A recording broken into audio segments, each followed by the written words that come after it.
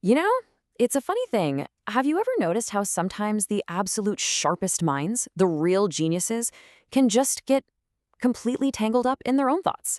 It's this wild, counterintuitive idea, right?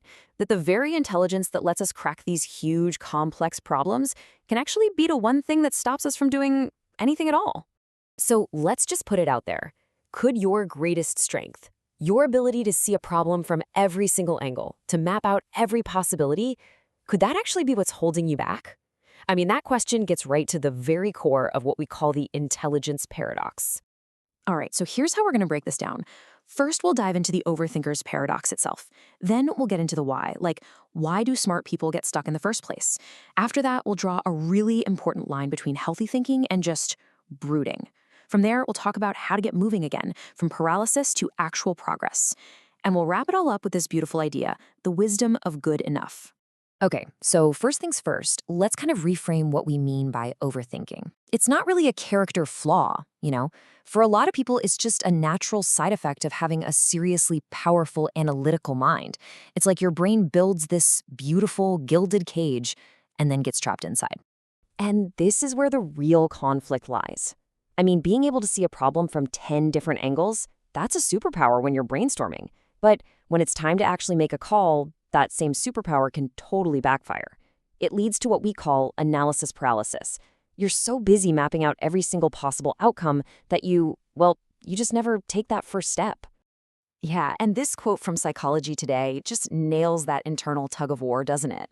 On one side, you've got this incredible self-confidence, this belief that you can think your way to the perfect answer. But on the other side, there's this deep, nagging self-doubt whispering that you just can't handle an outcome that's anything less than perfect.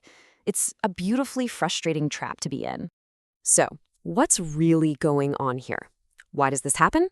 Well, the answer isn't some kind of personality flaw. It actually comes down to a fundamental limit of logic when it smacks up against the messiness of the real world. Okay, so there's this brilliant concept called bounded rationality, and it comes from a Nobel laureate named Herbert Simon. Basically, he said that this idea of a perfectly rational human is, well, it's a myth. In the real world, our ability to be rational is bounded. We never have all the information, we definitely don't have all the time, and we certainly don't have unlimited mental energy. So trying to find the perfect answer in a world that's anything but perfect, it's kind of a fool's errand. And Simon had this really wonderful analogy to make this idea stick. Think of a pair of scissors. One blade is our own mind, our cognitive limits. The other blade, that's the real world, the structure of our environment.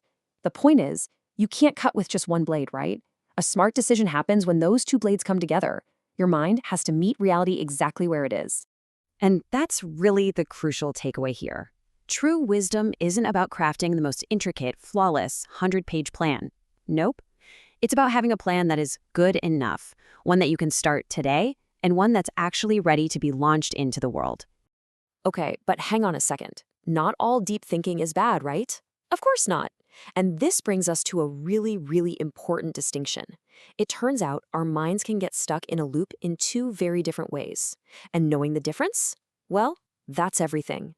The research here is actually fascinating. It shows that the problem isn't intelligence. It's not even the act of thinking deeply itself. The real issue is the type of thinking we're doing, the whole emotional flavor of it. So think of it like this, a tale of two thoughts. First, you've got reflective pondering. This is the good stuff. It's when you're curious, you're analytical, and you're actually trying to solve something. And yeah, studies show this is linked to high intelligence. But then there's brooding. This is when you're just spinning your wheels in negativity, stuck in these self-defeating loops. And get this, brooding is not associated with intelligence, but it has a very strong link to depression. So here's the big takeaway. When we blame overthinking for making us feel stuck or miserable, we're probably pointing the finger at the wrong thing. The real culprit isn't our intelligence. It's when our powerful, analytical minds slip into those negative, brooding cycles, which it turns out have a lot more to do with depression than with being smart. Okay, so knowing all of that, how do we break free? How do we take that incredible analytical engine of ours and turn it from a source of paralysis into a tool for actual progress? Well, it all comes down to one thing: choosing to act. And the antidote to all this overthinking?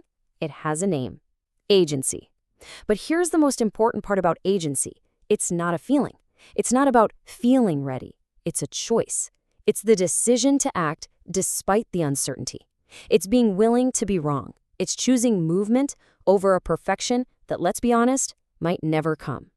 There's this great little story from a writer named Tim Denning that just perfectly illustrates this. It's about a consultant named Peter. This guy was brilliant. He spent 14 months, 14, creating these perfect, intricate spreadsheets for his new business. He knew every risk, every opportunity. But in all that time, he never once talked to a single customer. See, his intelligence built him a prison of perfect analysis.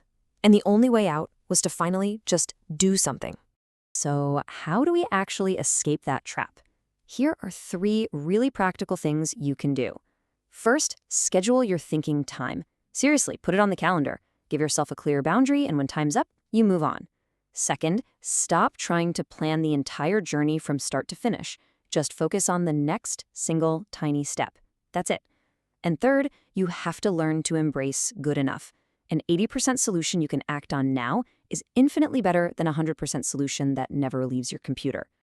And this quote really says it all, doesn't it? The smartest move you can possibly make isn't to just think harder, it's to act sooner.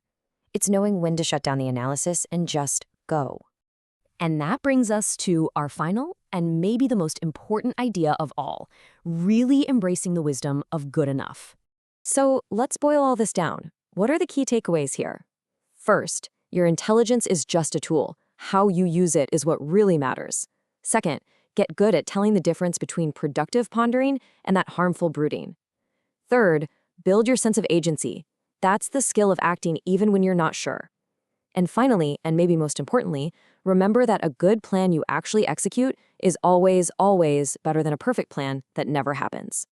I love this Papa's take because it just grounds everything so perfectly. You know, it's so easy to get lost chasing some super elegant, complex solution because, hey, it makes us feel smart. But what's the real goal? It's just to get it done. And most of the time, the easiest, simplest way, the one you can execute quickly, is the one that's going to give you the best results. So I want to leave you with this one question. Just for a moment, forget about the perfect plan. Forget about the flawless outcome. Instead, just ask yourself this. What is one small, imperfect, good enough step you can take right now, today?